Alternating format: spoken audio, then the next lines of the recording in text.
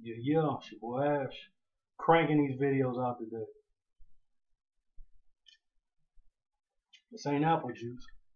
I don't know, y'all may not like it. It's that 20 grand.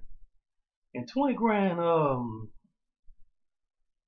is a mixture of vodka and cognac. Now, when I first tasted it, I really didn't like it because it's kind of sweet. And I don't know if they add in some type of sugar to it, or is it when you combine two spirits together, it makes for a sweeter taste. I've heard two different stories. Of course, I ain't been doing no research on it. But outside of it being so sweet, the taste is actually pretty pleasant. You know what I'm saying? So I fucks with that 20 grand. I think it's a pretty good some pretty good liquor. All right, let's do a run through of this Rigondeaux. I don't know what his opponent name is. I'm not even gonna try to attempt to say that. But some people are complaining. They're saying that it was a cheap shot. He knocked the guy out in the first round. To me, I don't have a problem with it. Oh yeah, it was an accidental clash of heads. You know, you have up to a period of 5 minutes to get yourself together.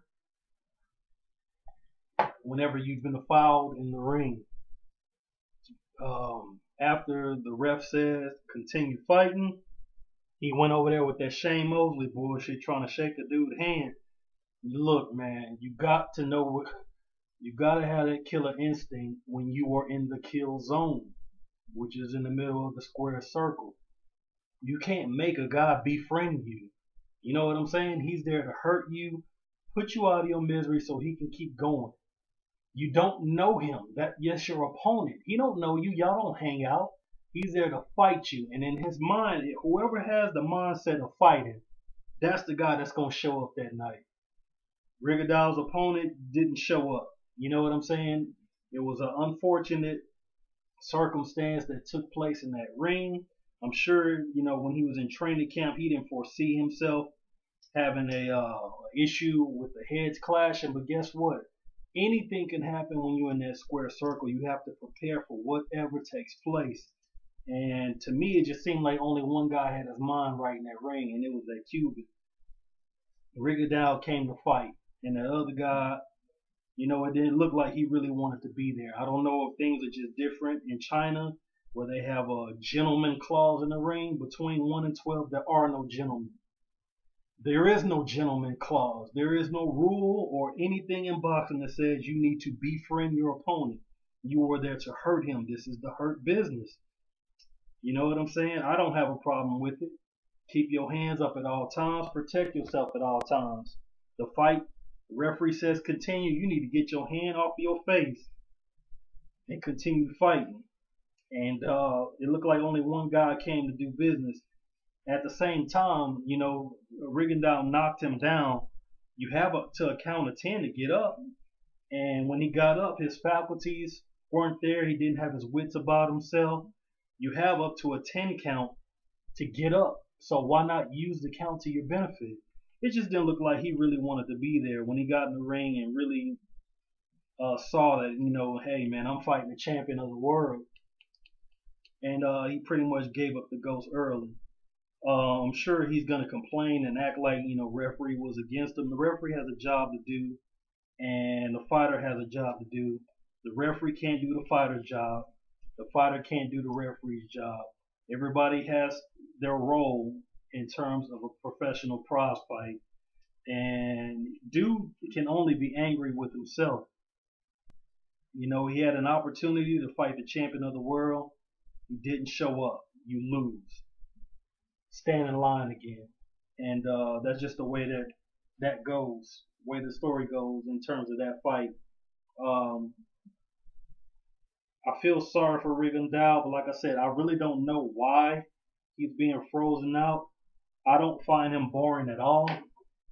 I don't think he moves as much as people portray him to be. Like he's just this runner in the ring. He stays in front of his opponent a lot. The only thing about it is he may not be as active throwing punches the entire time, All he has to do is increase his punch rate, and he becomes more appealing to the boxing public because he has the power to unglue guys with one shot.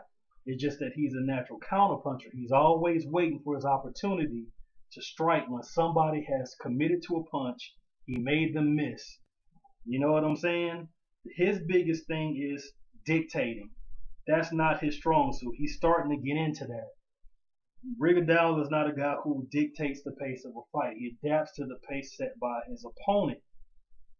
As long as he learns how to dictate the pace of the fight, bring the fight to his opponent, he is made for television because his skills are second to none. He's so intelligent in the ring. He knows what's coming. He knows what you're up to, and he's just waiting for you to commit so he can counter you. This game, this current landscape of boxing is not built for the natural counterpuncher. And I think he knows that. Why else would the guy be frozen out based on a victory against Nonito Donaire? He's in the biggest fight of his life against Nonito Donaire. He decisively dominates Donaire, who was a damn good fighter himself. And what happens? His own promoter shits on him in victory. So that ought to tell you about the landscape in boxing. And promoters not even satisfied that the fighters that they promote are actually doing their damn job. And maybe it's just HBO. Maybe it's just HBO boxing. Long gone are the days of Ross Greenberg and Kerry Davis and those older wigs being at the helm of that network. We have Showtime's old executive, Ken Hirschman, and in my opinion, he is the worst thing to ever happen to HBO boxing.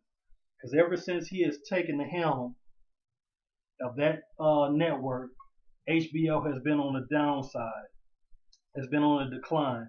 The best fights happen on Showtime. HBO is garbage.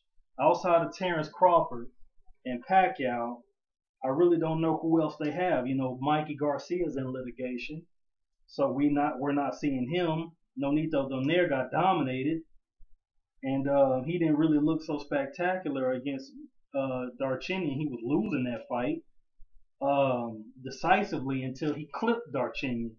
So outside of those guys and your typical Triple G fights, what else really goes on HBO? Because to be honest, Triple G ain't fought nobody yet.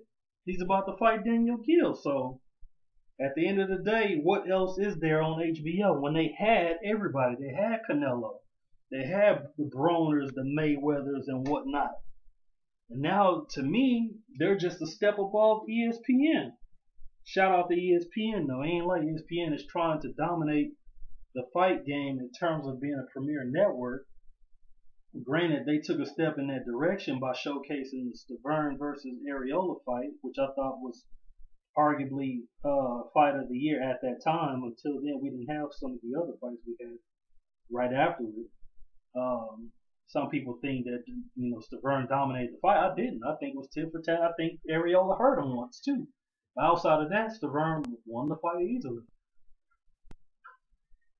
And picked his shots, but don't act like Areola wasn't in that fight. He was in that fight. He ended up getting clipped. That could happen to anybody. An Areola fan too. But like I said before, Guillermo Rigondeaux, he's begging for a marquee fight. You got guys asking, would you pay $50 to see Guillermo Rigondeaux on a pay-per-view? To me, that's a dumbass question because historically, how many bantamweights have you ever seen carry a pay-per-view as the main event? You haven't seen it. Name one. Don't say Eric Morales because his pay-per-view career did not start at bantamweight. You can check me on that. I think if I'm not mistaken, his pay-per-view career started with the rematch with Marco Antonio Barrera, a fight that he won the fight, but he lost on the cards because most people felt that he lost the first fight with Barrera, but he won on the cards. The second fight, he beat Barrera and lost on the cards, and he looked like he was the loser if you look at the pictures after the fight because he had a swollen eye. That's because Barrera thumbed him in the eye, and his eye swole up real bad. But in terms of the fight, Eric Morales dominated the fight, in my opinion. I mean, Barrera had his moments. Barrera was a legendary fighter, and he dominated the third fight. But the second fight I thought belonged to Morales. I thought Morales beat him with ease, but he didn't win on the scorecards, which warranted the trilogy, the rubber match, which is a classic. But we're not talking about that. We're talking about Guillermo Rigondeaux. Rigondeaux is a unified champion at that weight. He dominated Donaire to win the second world title at that weight. There's another world titleist at that weight by the name of Leo Santa Cruz, which we all know because he's a fun fighter to watch. And because of the Cold War, so to speak, that fight hasn't taken place. But since Oscar is, keep saying that the Cold War is over between Top Rank and Golden Boy Promotions, especially since after the exile of Richard Schaefer, why isn't that a fight that's being talked about? That needs to be a fight that needs to be made. And that fight won't be made. Bob Arum is not trying to put no promotional muscle behind Guillermo Rigondeaux. And Oscar definitely don't want to fight with his fighters against Rigondeaux. And the thing about Bob Arum that trips me out is because not only does he didn't believe in Rigondeaux when he signed him, he was grooming him to be an opponent for Nonito Donaire. He thought Donaire was going to beat Rigondeaux.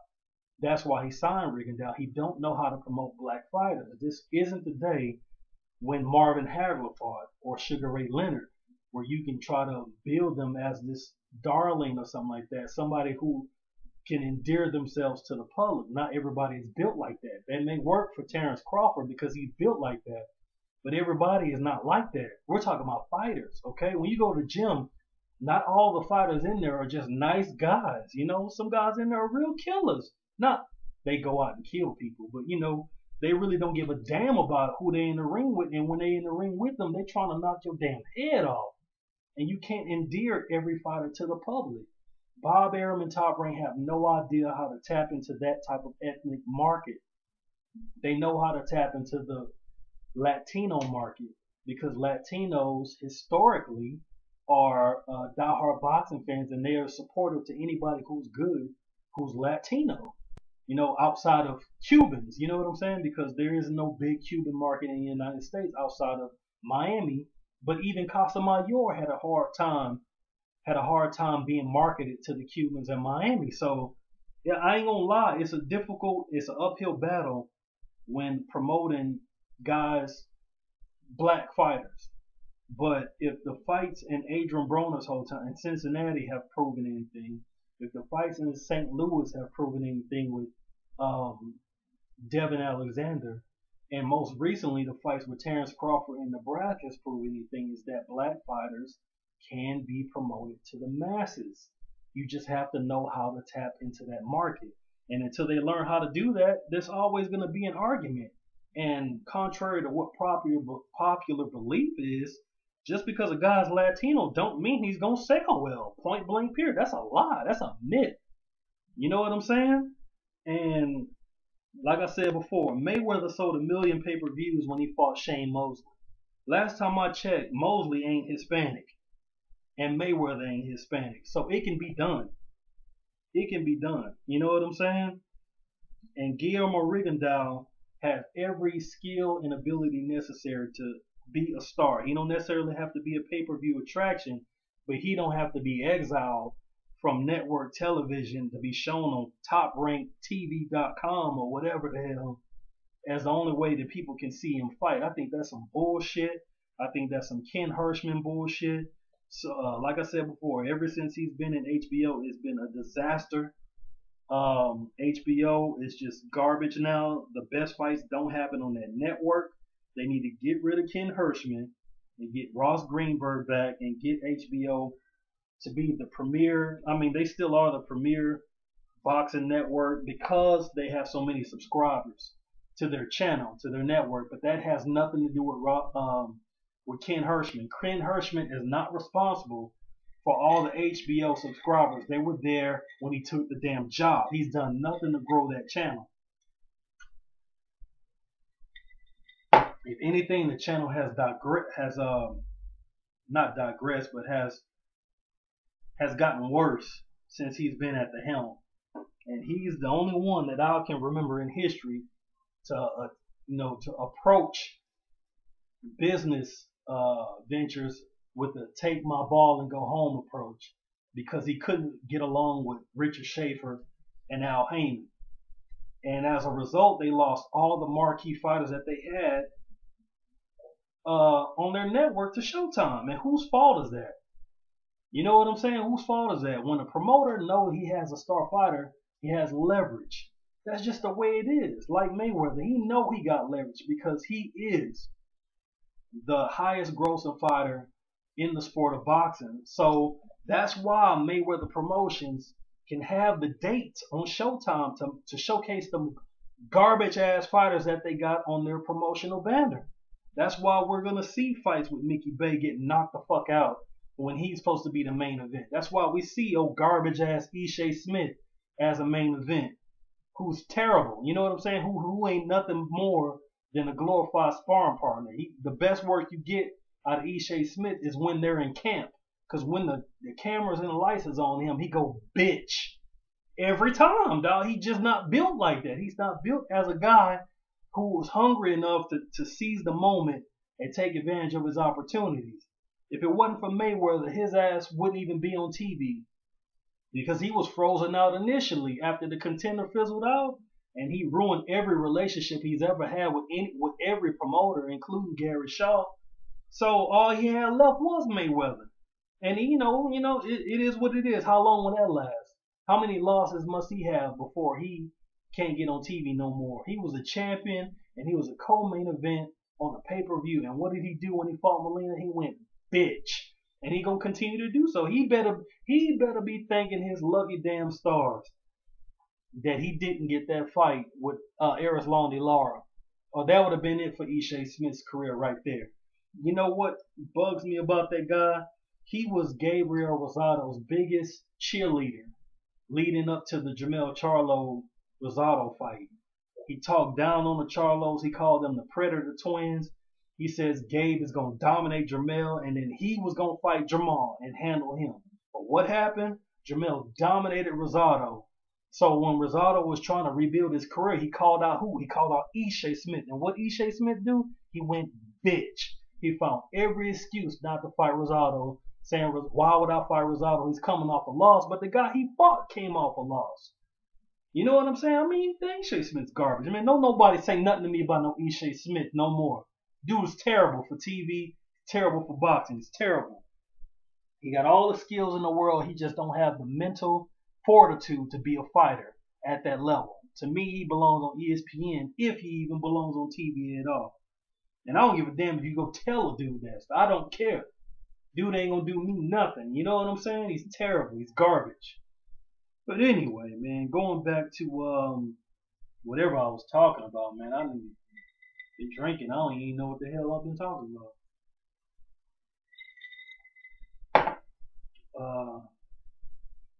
Just the sport of boxing itself, man. It's just tripped out. You know, when guys are not the most, when guys like ethnic fighters, like black fighters, you know, to me it seems like it's harder for them. And the reason why, because I ain't gonna lie, I think people are getting tired of black people dominating sports. You know what I'm saying? When I think about it, to be honest, I like diversity in sports. Because you know what? I hate to say this, you know what I'm saying? But I'm tired of seeing just black people dominate sports. And this is my people.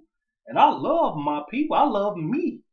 But my whole thing is diversity makes sports better. It makes it more fun. You know what I'm saying? And I think the criteria for black fighters is much higher than it is for anybody else. When you black and you're multi-talented, they don't want you to dominate your division. They immediately try to jump you up in weight. You know, they try to say you're too good for wherever weight you're at. They try to make you go up several weights and fight the killers at the higher weight so you can get your ass beat. You know what I'm saying? They're gonna end up doing that to Rigondeaux, even though he's not considered black, he's Cuban. But historically, where did people of his color come from? You know what I'm saying? So at the end of the day, they're gonna try to make him go up in weight and fight guys that are just so naturally bigger than him. When he didn't even have to go up to super bantamweight. He was a perfectly natural super featherweight, super flyweight. I'm sorry. He was a perfectly good super flyweight, and he was making the weight easily. He didn't have to even go up. I'm sorry. He was better at bantamweight. He was making the weight, same thing. He was making the weight with ease, and he only went up just so he can chase Nonito Donaire. That's it. And the guys at that weight like King Kong Egbeko and Johnny Perez and Abner Morris. He only chased those guys. That's the only reason why he went up in weight. So there's no reason why he's going to have to go up to 26. But watch the press try to lure him into a fight with guys at 26. But when he's trying to claim to be the best at the weight that he's currently campaigning, why can't he get the fights at the weight that he's campaigning? There are guys there who are champion or guys there who are considered top notch that he hasn't fought yet and he wants to face them. Look at the Adrian Broner's career. They try to act like he was too big for lightweight. He always made the lightweight limit. The only time he didn't make weight was one fight, and that was at super featherweight against Vicente Escobedo. He came in at 133 when the fight weight was at 130. He lost his title at the scales. He always made 135 with ease. He never came in over after that, but they always made it seem like that it's a constant problem with him making weight. No, it was a constant problem with him making 130. It was a constant problem for Brandon Rios to make weight. It's several times Brandon Rios didn't make weight, but he don't get the same backlash from the media. Canelo has a hard time making weight over and over and over. He didn't even make weight for his own first world title. When he challenged for the world title, when he wasn't even a champion, he was going for his first world title. He didn't even make weight for that. You know what I'm saying? He made weight in terms of what the organization who sanctions the fight. He made weight for those guys. If I'm not mistaken, when he fought Matthew Hatton, as long as you come in at 154, then you can win the title. But the contractual fight with Matthew Hatton was not at 54 because of Team Canelo. Bringing him up in weight, bringing Matthew Hatton up in weight at a catch weight. That's neither here or there. But Adrian Broner does it one time. All of a sudden, all hell breaks. Well, you got all the media pundits talking about Broner just too big and there's a lack of professionalism. They don't keep it consistent. They don't make it even. I don't remember back in the game, I never saw or heard a media member asking Costa Tszyu to go up in weight. I watched Costa Tszyu whole career. I never heard them say or put pressure on him to go up in weight because he dominated 140 for so long. He continued to stay there. He never avenged the loss to Cool Vince Phillips, who was a good fighter. In his prime, he was a damn good fighter. He ran into that boy, Vernon, and it was a different ballgame. But he shouldn't have been in the ring with Vernon. You know what I'm saying? Or I think it was. I'm been drinking. It could have been Ike Corte. I don't remember. You know what I'm saying? But Cool Vince fought one of those guys. They didn't pan out for him. But he beat Costa Tszyu. Costa Tszyu never avenged that loss. But we all know Costa Tszyu was a beast at 40, and he was not a brawler. He was a boxer puncher. You know what I'm saying? He was a very precise puncher. The guys who box, the slick guys, those are the guys that had trouble with Costa Tszyu. He'd find those guys. You try to slick and move your head and move around the ring. Those are guys he ate up. He ate them boys like shrimp fettuccine. It was the brawler guys that really, the guys who had good inside game. Those are the guys that really gave Costa Tszyu the problems, if you were looking to give him problems. But like I said before, I didn't remember the media pressuring him to go up in weight. Why not? To be honest, there were a lot more marquee fights for him at 47. Why didn't Shane Mosley stop at 140 and fight Costa Tszyu? I don't know. Why didn't Oscar and Costa ever fight? These questions were never raised. Nobody ever raised these questions. How come Costa didn't go up and wait and fight Ike Quartet, Felix Trinidad? Felix Trinidad was a 40-pounder first before he went up in weight. How come these guys, these matches weren't made? You know what I'm saying? The media never raise these questions. They never put pressure. It's only certain guys they do this to. Like I said before, the media know what they know. The rest of the shit they make up. They're the most biased media in sports. Boxing media is garbage. I've said it too many times, man. But anyway, I'll never take away from Costa Zoo's accomplishments. Um, he's one of the best I've ever seen. One of the best right hands I've ever seen in the sport of boxing. Salute to him. Hall of Famer, easily, if he ain't already there. If Gotti can be a first ballot Hall of Famer, then you know Costa should be there on the first ballot. And you know, I ain't got no. I don't know what. You know, I was just trying to make a point, but anyway, man, I've been long-winded on this video. I'm gonna see if I can crank out some more. It's your boy Ash. Leave it. You got a quarrel, or you can quarrel. Why the fuck I keep saying that word? You got a problem with anything I said in this video? Leave it in the comments, and we'll chop it up. If you agree with anything in particular, leave it in the comments. We'll chop it up. Try to be back active before I have to get back out there in the field. Because once I get back out there in the field, it's deuces till you. I got to chase that break. But I'm going to holler at your boy Ash. Deuce.